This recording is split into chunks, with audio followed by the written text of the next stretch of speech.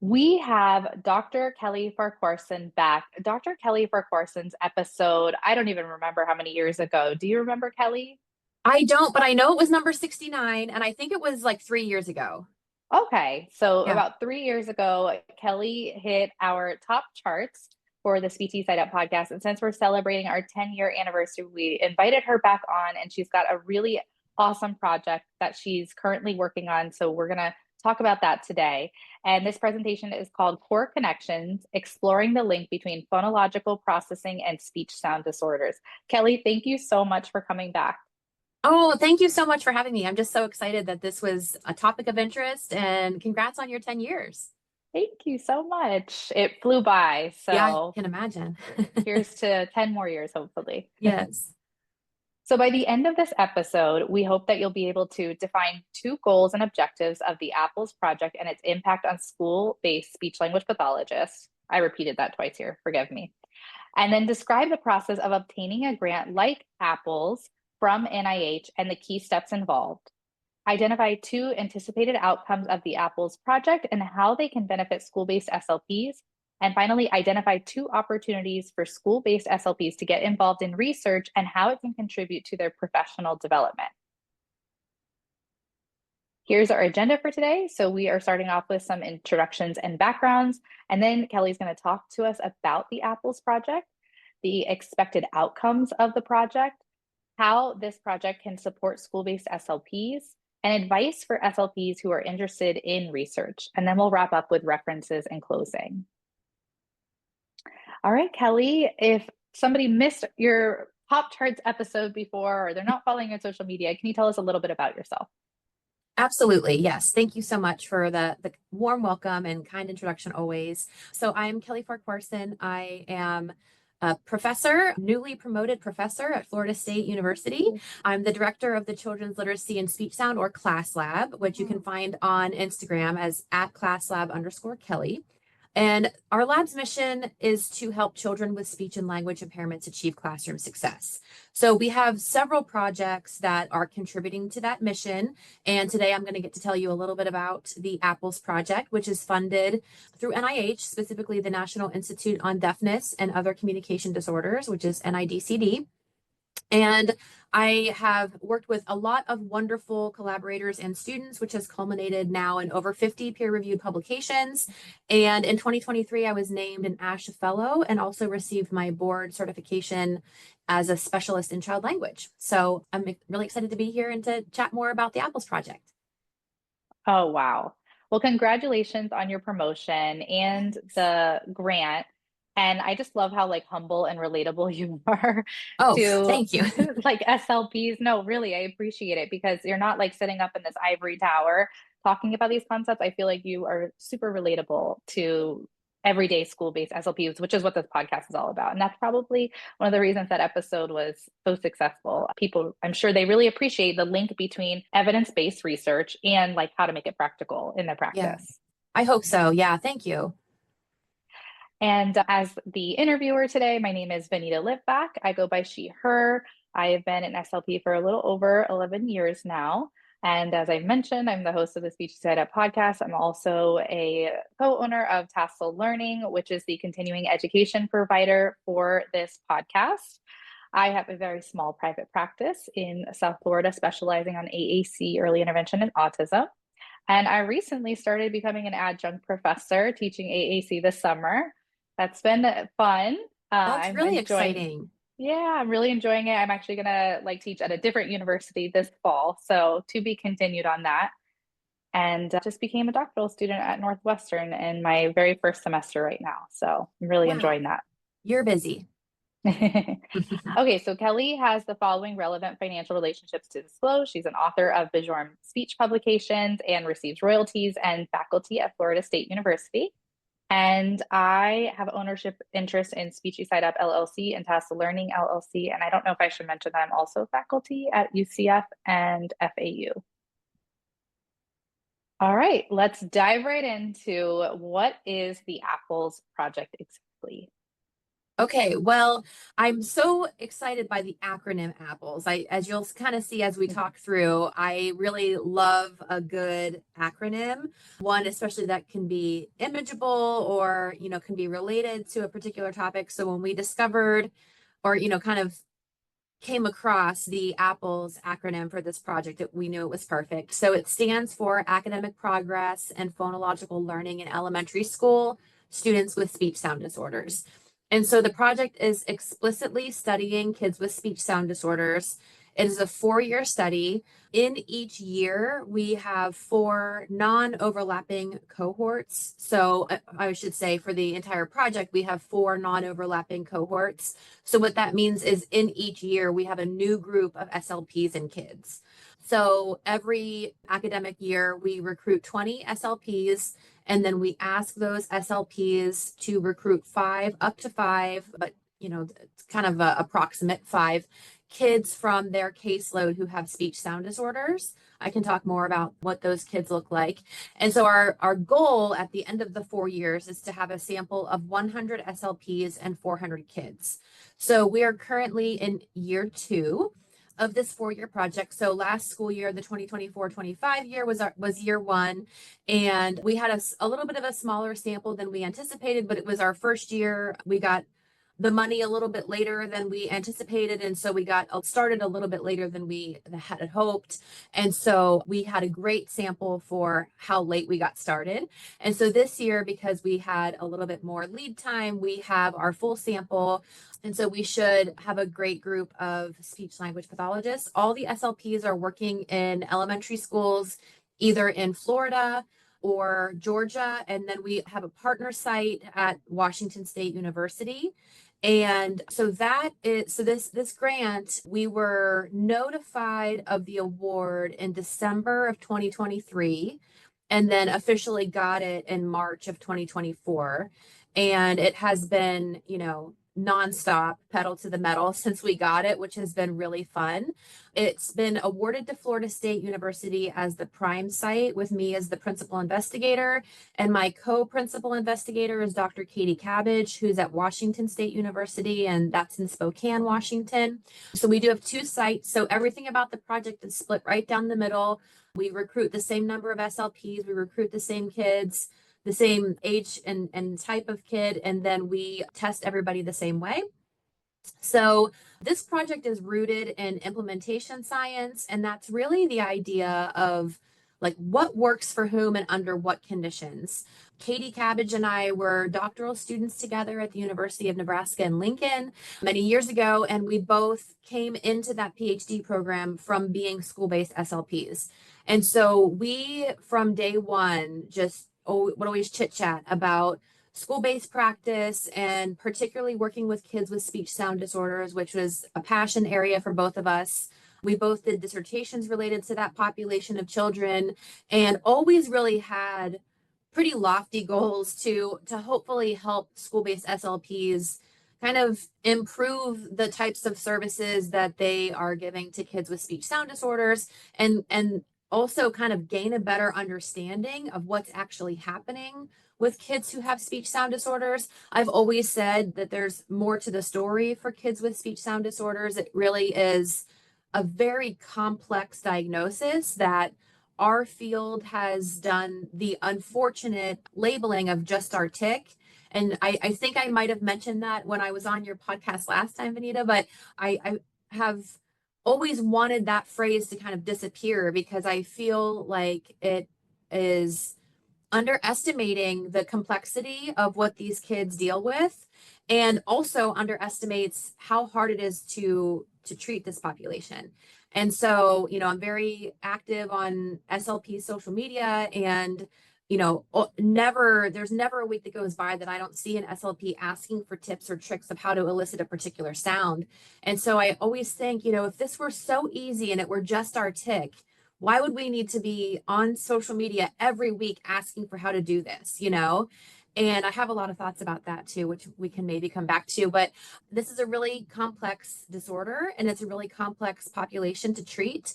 And for a lot of kids, particularly in the United States, in the schools is the only place they receive services. And so we really kind of owe it to them to have a better understanding of what's happening and what works and for which kind of kid. And so by which kind of kid, I kind of mean we're really looking at or hoping to identify, and we're already kind of seeing this in some of our preliminary data, some profiles of phonological processing ability in this population of children. And so I think it would be interesting if we identified areas that were particularly weak for certain kids, and those kids went on to need a higher dosage session, for example. And so our goals are to really kind of unite the profile of the child with the type of therapy they're receiving and to kind of see like what is working for which kid. And that is really the idea of implementation science. So I did link a couple things here. The first link is an article that was published in AJSLP by Natalie Douglas and some of her colleagues, where they really kind of talk about what implementation science is. So if you're new to the idea of implementation science, that's a great start. And then the next link, the MSci methods, this is great for I think anybody to explore, but I think it's particularly great for clinicians who are wanting to do a little bit more evidence-based practices or kind of understanding of the modeling or the directionality of some of the influences we might be making in therapy, but it's definitely a link that researchers may enjoy. So if you're new to implementation science, that's a great resource as well. Awesome. Thank you so much for sharing those. I have a couple of questions about the research study, and if you are going to cover this in like another slide, just let me know. Okay. But I'm not that familiar with implementation science, and like as a new student who's starting to review research, my vocabulary is limited, so bear with me here. But we're talking about like the threats to internal and external validity right now. So what types of possible threats to internal validity do you anticipate with this study? Oh my gosh, that's a really great question. As far as I would say, like generally speaking, I mean, we are testing kids in their schools.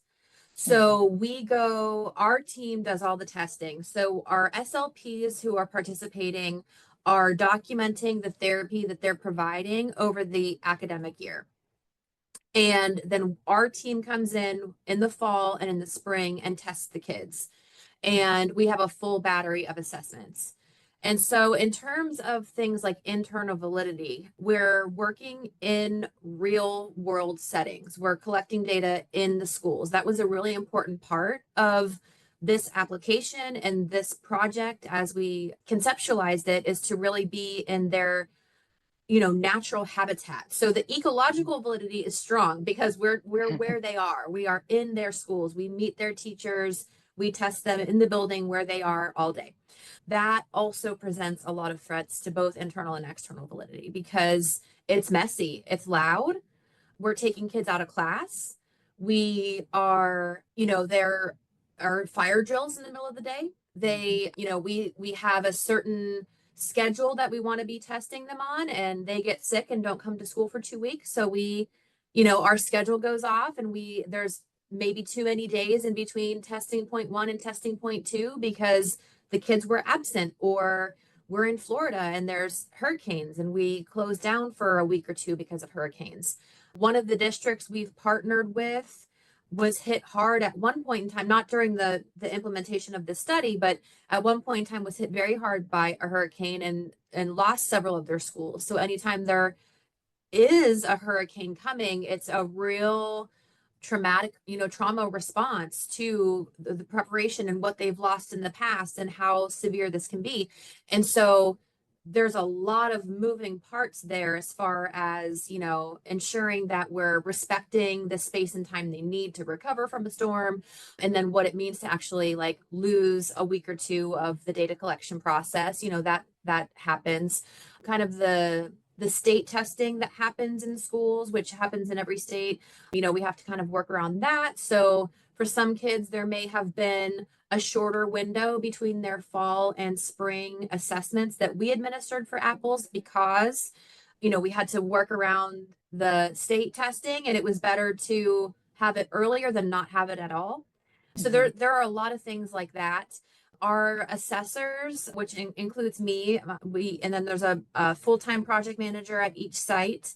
So it's the principal investigators, the project managers, and then we have some staff and some students who go into the schools and do testing. Some of them have SLP background. Some of them are SLPs.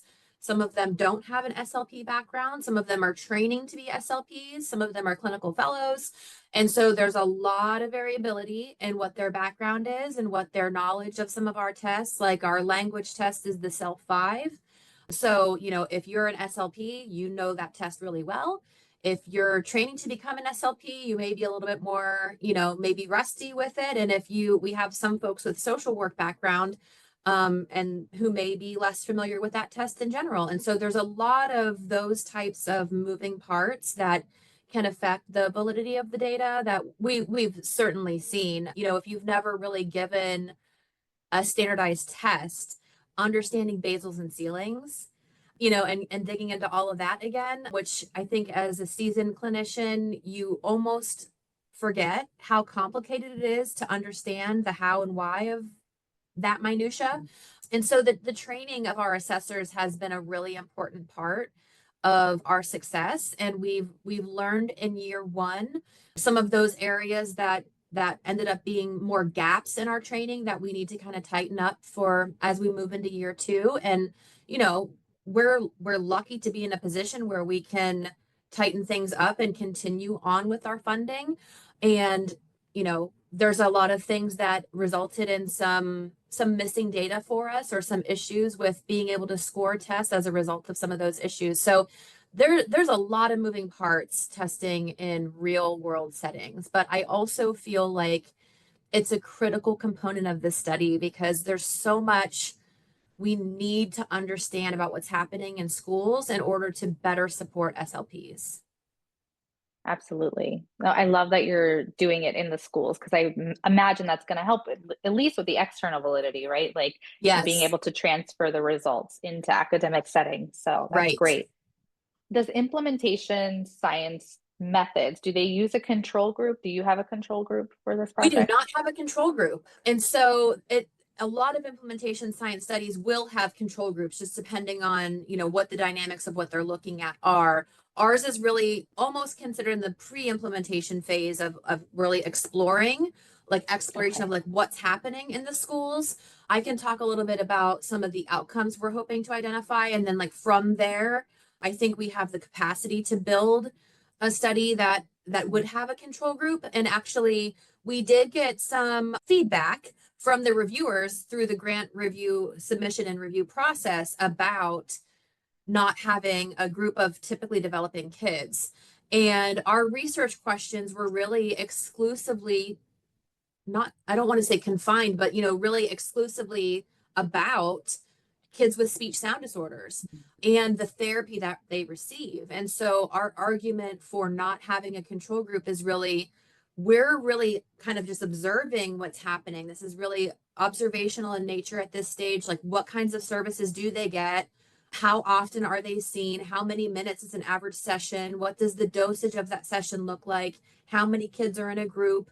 What kind of therapy approach is being used? So those are all questions that the SLPs fill out. They use SLP Toolkit, which is one of our partners for the project, and they log that data every single time they see all the study selected kids. And so it's really not a design that needs a control group because we're not comparing the kids with speech sound disorders to those who don't.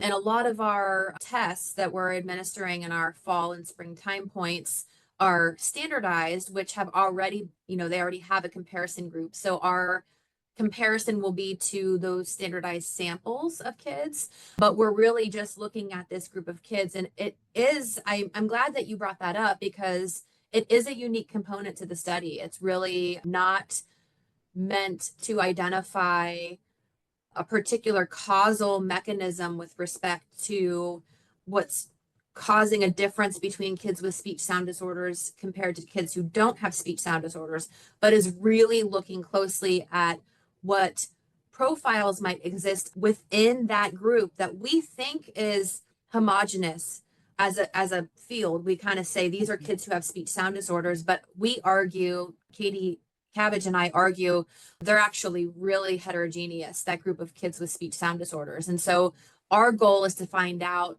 what those differences are, and if there are profiles, how that is actually linked to some of the progress that they may make over the course of the academic year. That is so fascinating. Are you going to talk a little bit about like the key components of that phonological profile that you're Yeah, I looking can at? talk about Okay, that. Yep. that would be Yeah. great. I Yeah. skipped So over to the outcomes. Do you want me to go back to the grant? Or we could, or do we want to like do this one first and then go back to the grant one? let's go back to the grant because it's I Okay. think that's not quite as I think I can probably talk about that a little bit more quickly, and then we can dig into this a little bit more because I think then I can talk about like my hopes and dreams for what comes next, you know? Yep. Sounds great. Okay. Let me see if I can. This is being a little finicky. There we go. Okay. So let's talk about the process of obtaining a grant like the Apples one from NIH. So yes, so it's a very intensive process. I will share my own experience, which, you know, anybody who's listening who has applied for external funding knows that, you know, it's incredibly competitive in a good year. And it is incredibly challenging when there's additional threats to science and academia and things like that. So it's very, very challenging to get this funding. So my story is that I applied for this grant 6 times in 8 years. And so it doesn't always take that long, but it did take me that long. And so the process of application is that you submit. When you submit the first time, it's considered a new submission, of course. And then if it's not funded, which I'll provide a little bit more detail about that, but if it's not funded, you can resubmit it, meaning you can respond to some of the issues that were raised and resubmit it fixing some of those issues, and then see if that gets funded. And then if it doesn't get funded on the second try, you have to submit it again as new and start over again. And so I did that process 3 times. So I submitted, resubmitted, submitted, resubmitted, submitted, and resubmitted. And so it was, you know, just kind of I believe in this project big time, and it was really a labor of love. And I'm thrilled to have Katie Cabbage as my partner on it because I really feel like she and I have a unique opportunity to really think about this population of kids with phonological disorders, speech sound disorders. I mentioned that we did our PhDs at the same institution, and we studied the same population of kids. So we're both interested in this overlap between speech sound disorders and literacy disorders. And I focused on working memory outcomes in that population, and she focused on speech perception outcomes in that population. And so I'll talk about in a little bit that part of our phonological profile now includes both speech perception and working memory because we're kind of pulling together our areas of expertise, which is really great. But so the process of submitting in general, this particular grant mechanism is called an R01. NIH has multiple different activity codes. Anything that starts with an R is a research grant. And then there's all different kinds of grants. So anything that would start with an F would be a fellowship grant. So there's all different kinds of funding mechanisms. An R01 is kind of a standard research project, and that's what this is. NIH has 3 submission periods for the R mechanism: February, June, and October.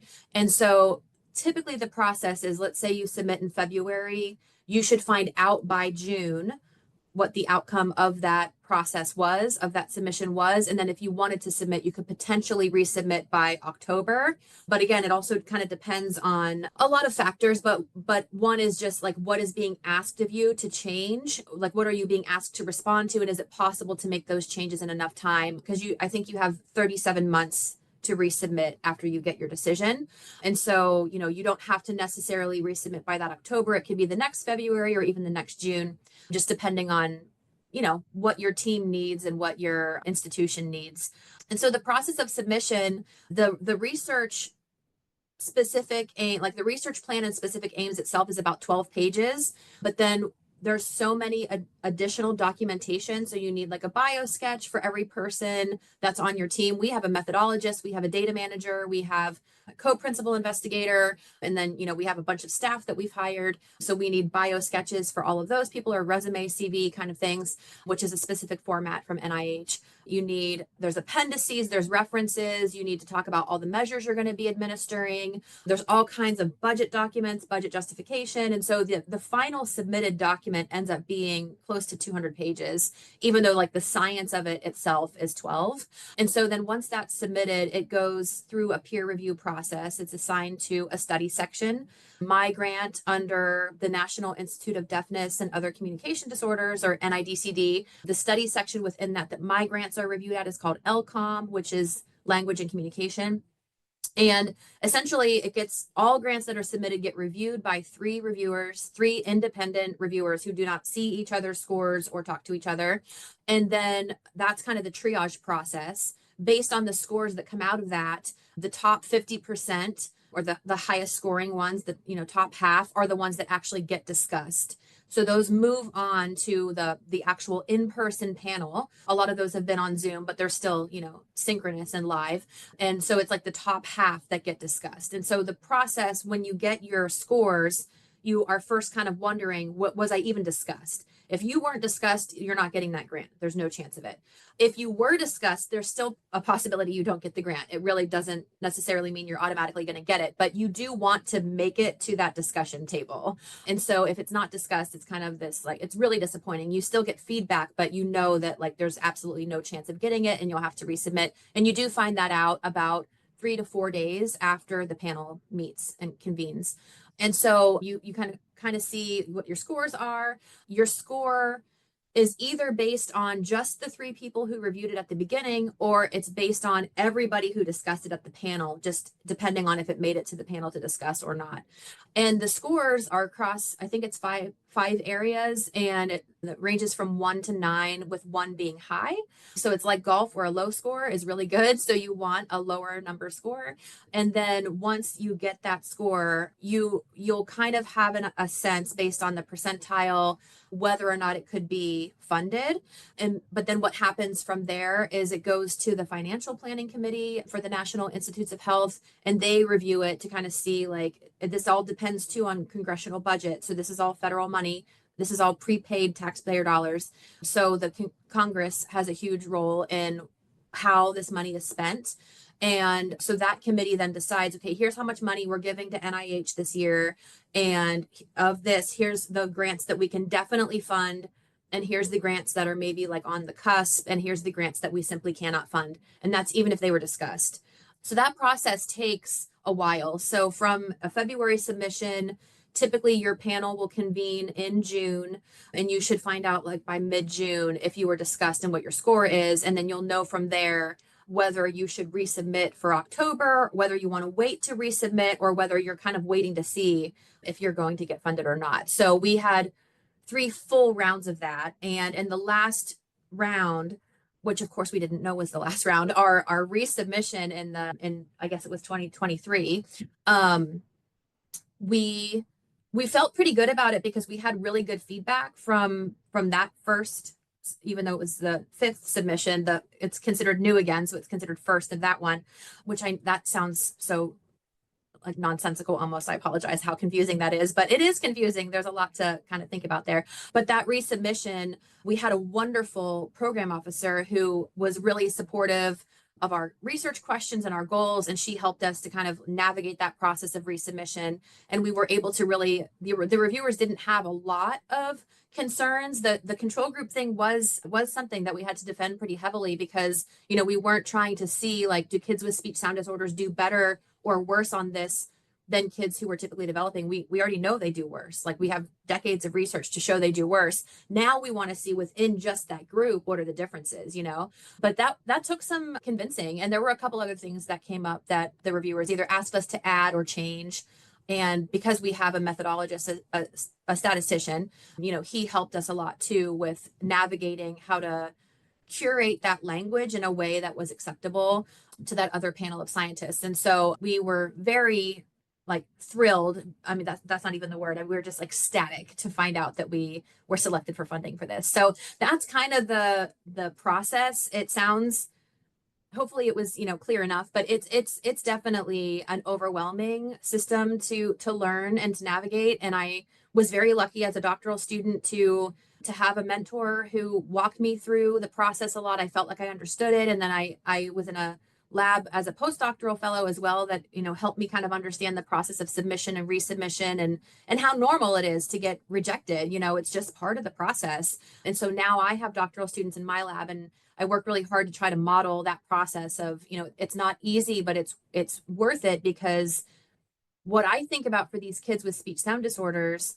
because our field has so frequently reduced them to just our tick, and I'm using air quotes if you're just listening and not watching, that reduction in their identity and in the severity of their disorder has made it so that not a lot of people really care much about what's happening with them. I know our field has, I've talked about this with you before, our field has expanded so widely that there's a lot of other populations that are way more complex and complicated and need, some really intensive study.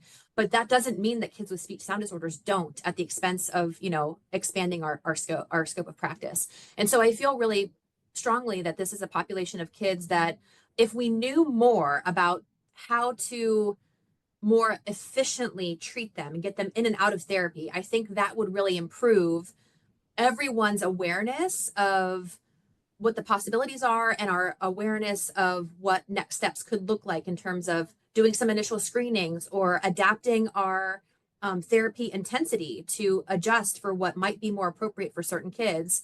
In school settings, there's a lot of almost, I want to say, cookie cutter, IEPs, where it's like once a week for 30 minutes and everybody gets that, or twice a week for 30 minutes. So it's like, if you're mild, it's once a week for 30 minutes. And if you're more severe, it's twice a week for 30 minutes, or maybe 3 times. I mean, that was rare for me in the schools, but I know that maybe that's more common.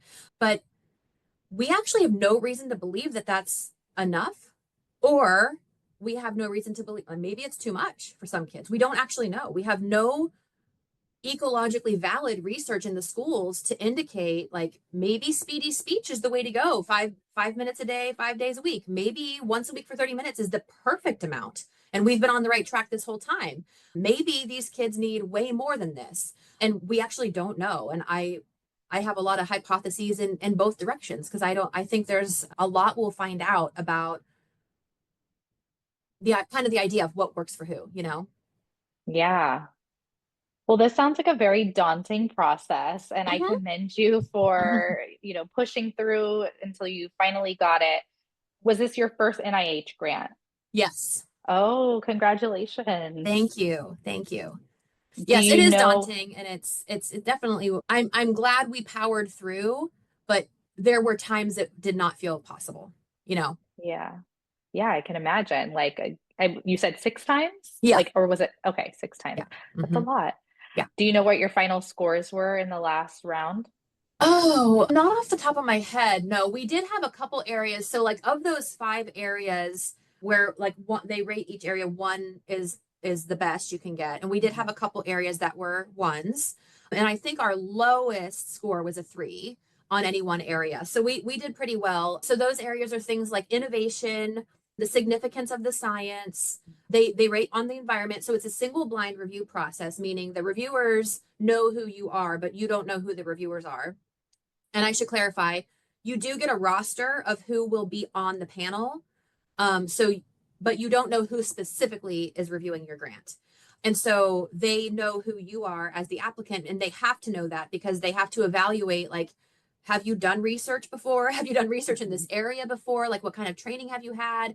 Are you at an institution that can support this kind of a grant? So, as an example of that, my first submission of this project was when I was at my former institution at Emerson College in Boston. And Emerson is a fantastic institution. It is tiny.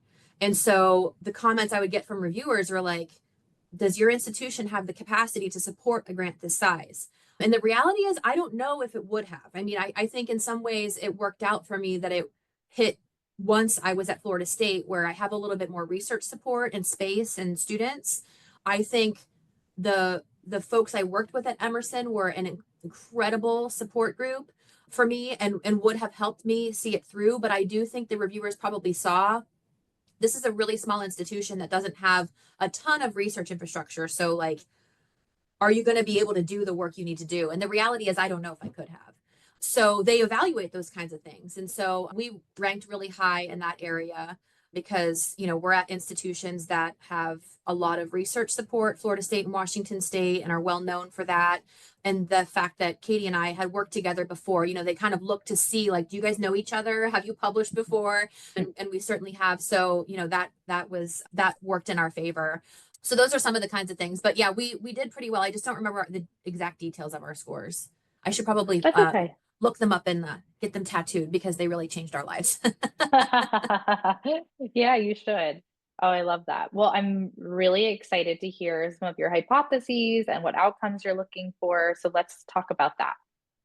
Yeah, so we're collecting a ton of data. So as I mentioned, our partnering SLPs, who, if any of them are listening from last year or this coming year, I just cannot, I mean, we thank them profusely, but I just don't know if they understand how important they are to this work that we're doing. It would not be possible without them. And so what they're doing is, one, they're helping to recruit the kids for us.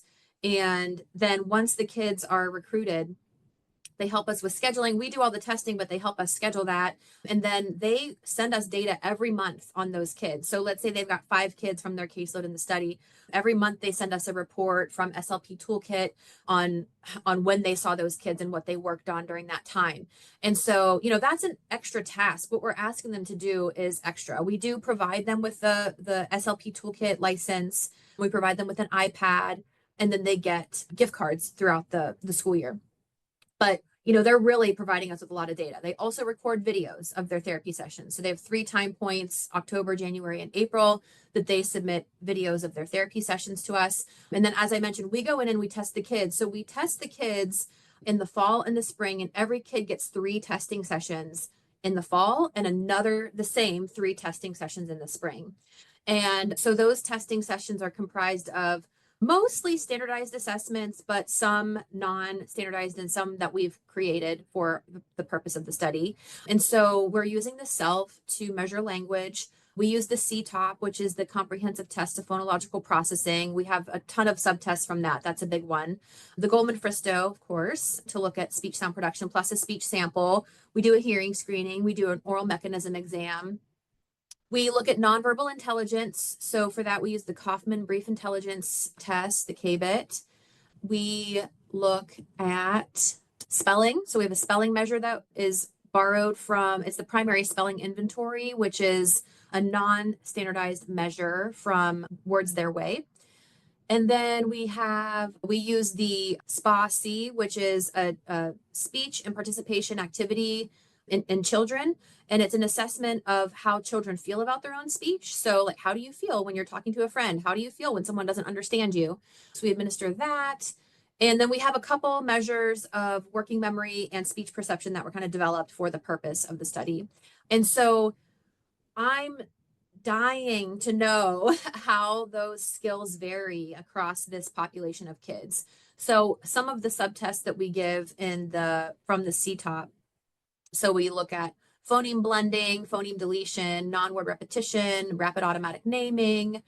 Those are the main ones. I know I'm forgetting some, but those are the main ones. And, you know, we've already seeing there's variability in how they perform even on those things. You know, some kids are good at phoneme blending, but bad at phoneme deletion. What does that mean? You know, how are you able to think about putting the sounds together, but you can't think about tearing the sounds apart?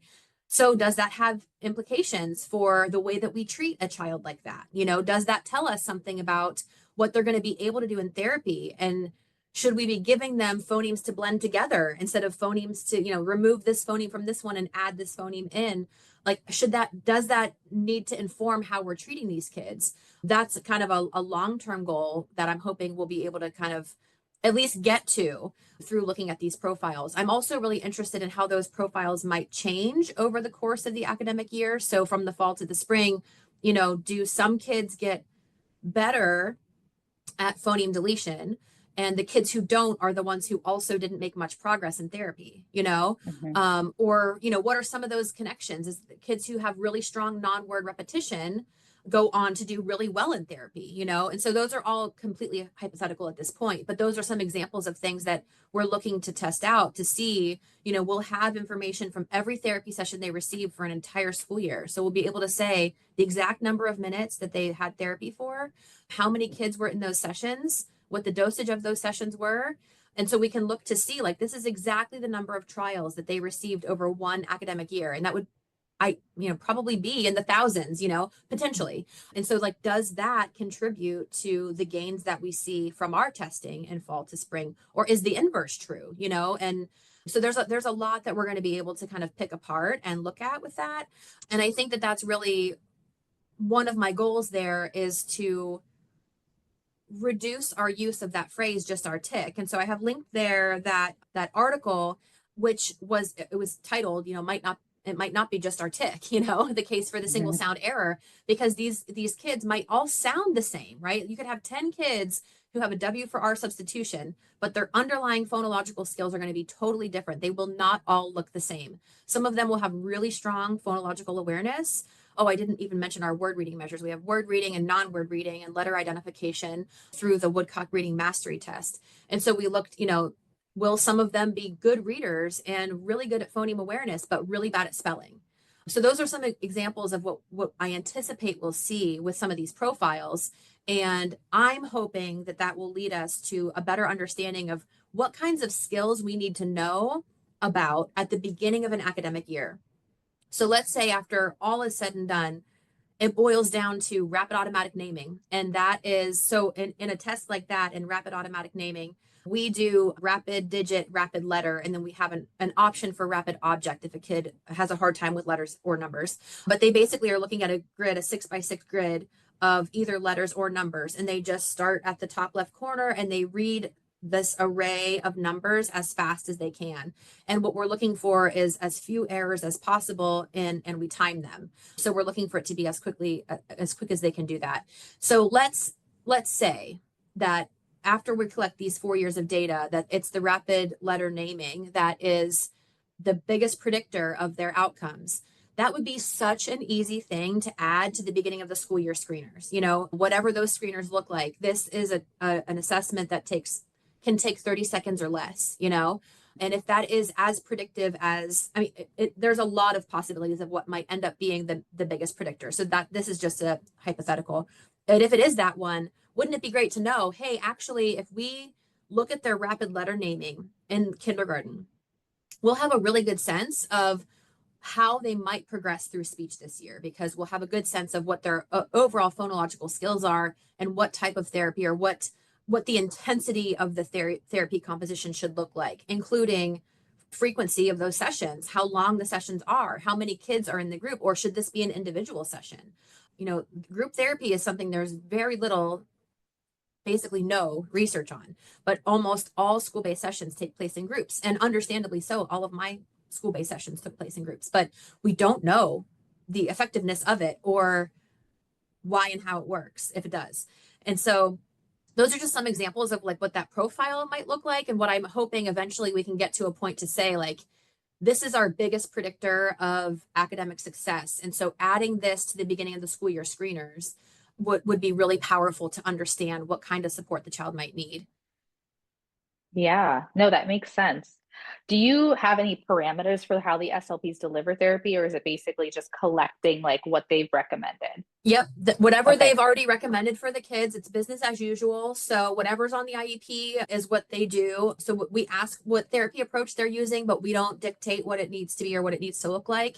I do think that a possibility for a follow-up grant will be having maybe a control group, or a way to kind of manipulate some of those factors to kind of see, like, you know, let's look at the kindergartners and first graders, and let's have, you know, half of them be once a week for 30 minutes and half of them get 3 times a week for 10 minutes, you know, something like that, kind of manipulate that, or maybe even manipulating the therapy approach. So these kids get the more kind of traditional articulation approach and these kids get minimal pairs, or something like that. I think that could be an opportunity in a follow-up grant to see, okay, now we've observed what's happening and we have a sense based on these data of what might be the most effective dynamic for this. So now let's test that. And so that could be like the next step to kind of manipulate those variables a bit more. Because right now they are just doing what they would normally do with the materials they'd normally use in whatever setting they're normally in. It's all just business as usual. Okay. And then have you like controlled for specific sounds, or is it like whatever sounds that It's greater? Okay, got it. Yeah, whatever sounds they're working on. They do tell us which sound or phonological pattern that they'd be working on, but it can be any sound. And so that variability will be really interesting to look at too, to kind of see if there's like if a kid has difficulty with fricatives that, they tend to not have the same kind of issues with phoneme deletion compared to kids who have difficulty with liquids. So I will be able to look at things like that. That's another hypothetical, but we'll be able to kind of look at those types of things. Some of our exclusionary criteria, so they have to have a speech sound disorder. We do kind of say like whatever you would kind of call that, if you would call it articulation delay or disorder, if you would call it phonological delay or disorder, anything would be fine. Suspected childhood apraxia of speech is okay. We also allow for them to have a language disorder or have goals on their IEP to work on language, because we know that speech sound disorder and language disorder are so heavily co-occurring that we really can't ignore that. And we don't want to. We also kind of want to see what the role of that language ability is in some of these skills as well. So we allow for that, but we have excluded kids who have any sort of neurological or genetic or organic disorder. So they're excluded if they have autism, if they have Down syndrome, a hearing loss, cleft palate, muscular dystrophy, CP. So they might have a speech sound disorder and also one of those categories or diagnoses, but they would be excluded from this study because we're really just trying to start by looking at the kids who have kind of the garden variety speech sound disorder, knowing that language will vary within that too. And then eventually we do hope that's another area that we could extend this work, is to look at any kids who have difficulty producing speech sounds and are in speech therapy in a school and have speech production goals on the IEP, is to kind of expand the etiology of the speech sound disorder. So including kids with hearing loss or including kids with Down syndrome, that could definitely be a future direction of the work. Yeah, so many possibilities. So many, yes. Wow, I can't wait to see like what you end up finding, and I'm sure you're going to have a lot more questions after you get all of Oh this my data gosh, back. yes, definitely. So, anything else you want to talk about in terms of apples before we talk about like SLPs getting into research? I don't think anything else comes to mind right now. No. Okay. I think it's so preliminary, but I imagine we'll have to have you come back again Yeah, if you're yes, open to it. absolutely. Amazing. But yeah, I think one thing that's been fun about this process is really working with all the SLPs. And so I thought it would be interesting to kind of talk about like how SLPs can think about getting involved in research if there's interest. So first things first, if there's no interest, that's okay. This would be for SLPs who have kind of wondered about what it would be like to be involved in research in some way. And there's a couple different ways. Like one could be as a research participant, like the SLPs we have in Apples, actually participating in a study and being, a study participant, signing a consent form. But then the other way that I'll talk about too is, our full-time project managers are certified licensed SLPs. And so, they've moved from clinical positions into more research positions too. So I think broadly, if you are a person who wants to get more involved in research, the very first place I would start is to read some research articles. If you're an ASHA member, you have free access. You have to log into your ASHA account, but you have free access to several peer-reviewed journals. I was previously the editor-in-chief of Language, Speech, and Hearing Services in Schools. And so that's a great peer-reviewed journal. American Journal of Speech Language Pathology and Journal of Speech, Language, and Hearing Research. Those are the three primary ones in speech pathology that you have access to as an ASHA member. There are a couple others as well. Like checking those out online, looking at the most current issue, or a couple of the issues in the recent year or so, and just kind of see like what are some titles that jump out at you and who wrote them. Like look at the authors and kind of see where are these people, what kind of work are they doing, and then send emails. This is exactly how I started. I was a school-based SLP. I was really fascinated by what I was seeing as a disconnect in phonological awareness abilities, in not all, but a lot of the kids with speech sound disorders that I was working with. And so I started, digging a little bit more into the research. And I know that that's time intensive and time consuming. And if you're not an ASHA member, it can also be expensive to access that information or difficult to access that information. But if you see a title or abstract of a journal article that you want to read and you don't have access to it because it's not in an ASHA journal or any other reason, you should feel welcomed to email that person and ask for a copy of it. It's basically the highlight of any researcher's day when they get an email saying, like, I really want to read your paper. Can you send it to me? Because we always have this fear of it getting published and then, like, being out in the ether and never really getting any attention. So it is, I guess I can't speak for every researcher, but the majority that I know just like would be delighted to be able to share their research with someone who's interested. And that's, again, how I started out. I will never forget, it was probably 2007 or 8. And I had started really going down this rabbit hole of reading about phonological awareness research, specifically for kids with speech sound disorders. And I reached out to Dr. Melanie Shuley at Vanderbilt. And I was just like, I'm an SLP in the schools. I'm seeing this disconnect. I just read your paper and like, can we talk more? And she was like, yeah. And at the time, Skype was the way that you would like connect with someone. And we set up a Skype call and just chit chatted about it. And I was like, oh my gosh, this is so fascinating. I think I want to do more in this area. And then I started emailing other people and setting up meetings. And I went to the ASHA convention and met with people in person. And that's when and how I decided to go back to get my PhD. But that's not to suggest that the next step needs to be to get a PhD. I think there's lots of other alternatives to get involved in research. And I think it all kind of begins with that communication of letting someone know, like, hey, I want to talk to you about your research, or can you send me this article?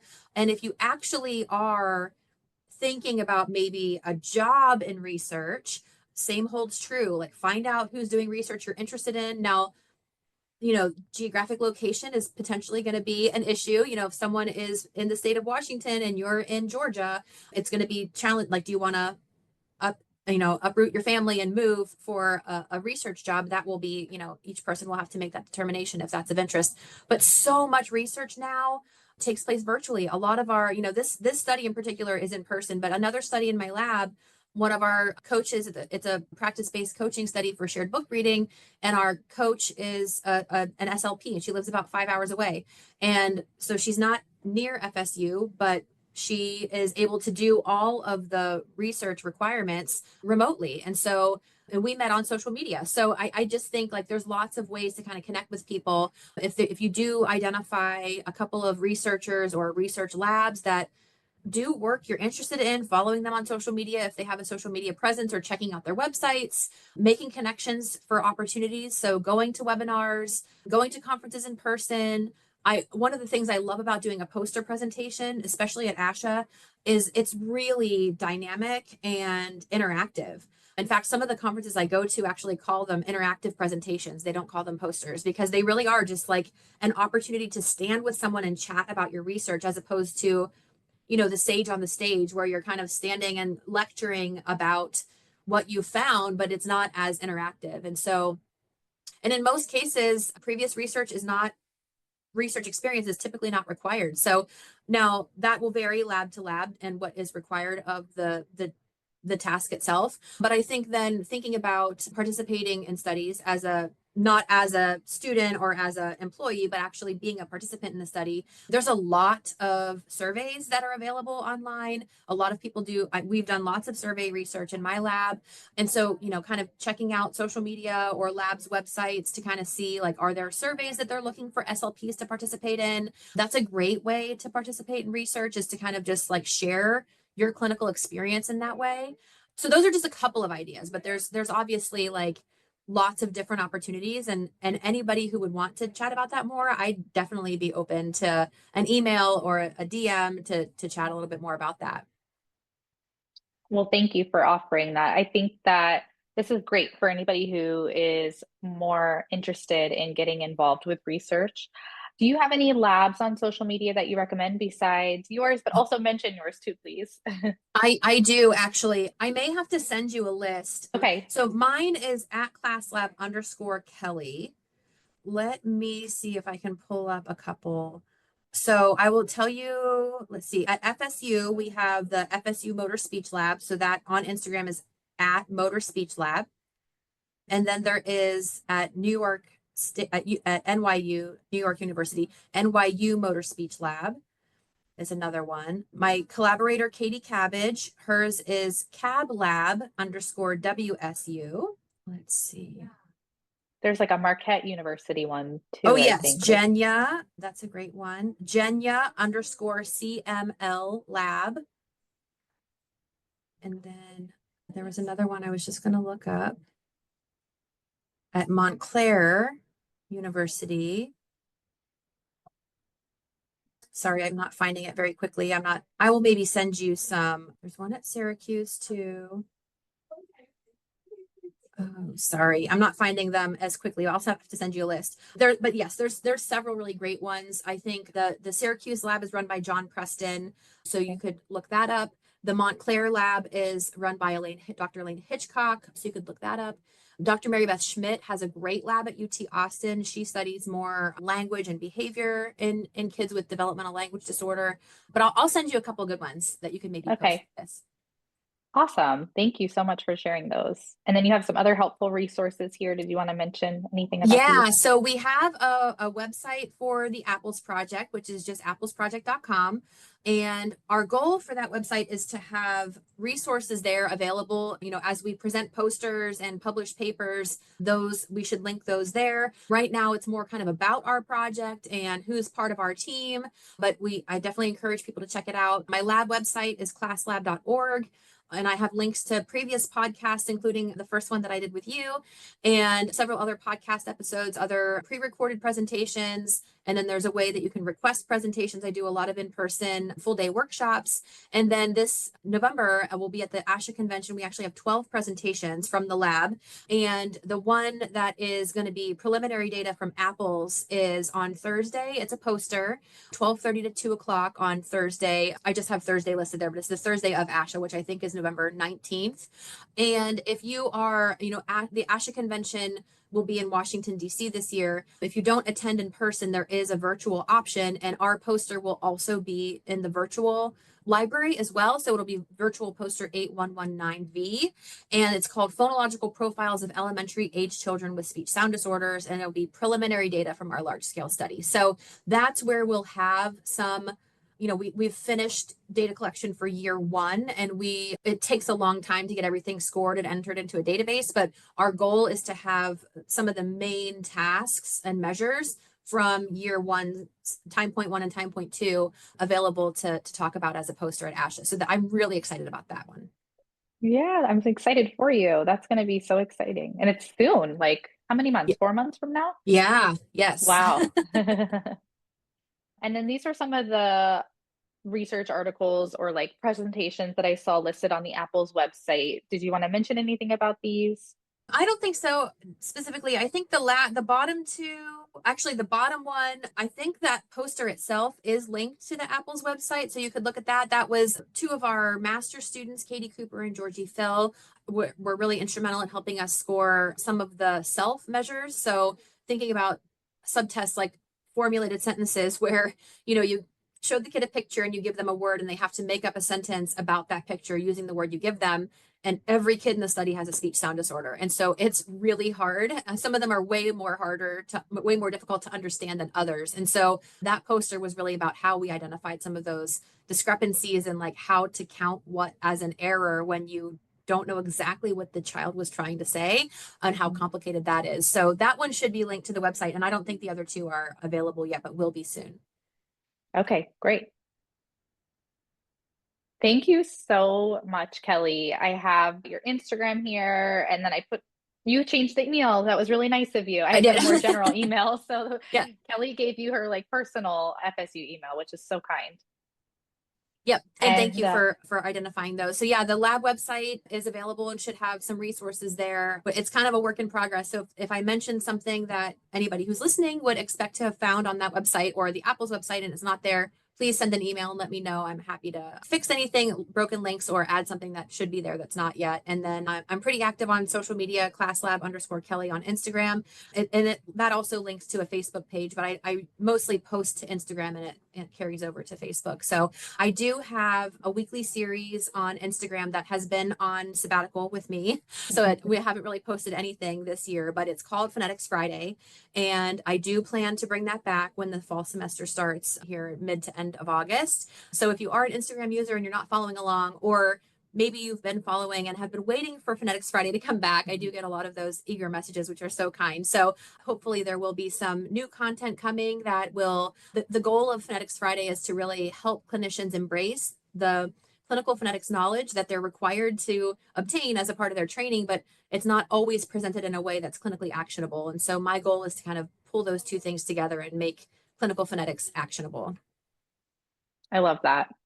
Thank you so much, Dr. Oh, Farquharson, and thank you I so can't much wait for to having follow me. along.